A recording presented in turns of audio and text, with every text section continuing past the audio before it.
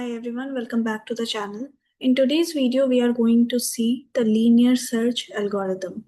So suppose we are given an array and we are given a target and we need to find out this target where it is located in this array. We have to just return the index of that targeted value.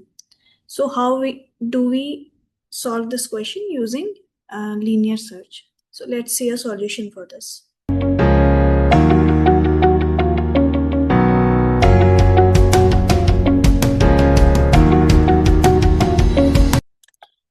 The very first step is we are going to create a function called linear search, which is going to take array as well as target in parameters.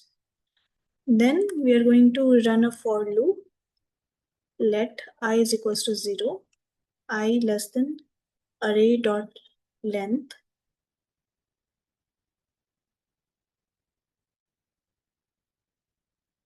and I plus plus. So there will be a condition where we are going to compare and find out if the value of array of I is equals to target. So we're going to write array of I is equals to target. If that is the case, then return I. And suppose the targeted value is not present in the array, in that case we are going to just return -1. So let me change the target value. Let's put it 9 and let's run this and see. Okay, first I have to call the function and also print it.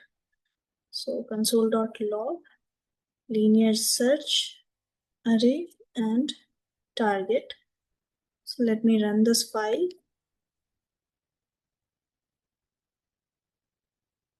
And we get 4. So the index of 9 here is 4. Suppose if the target was 8, that is not present in this array, and then we run this file, we get -1. So yes, this is the solution of this question. If you found this video helpful, please like the video and subscribe to the channel. Thank you for watching.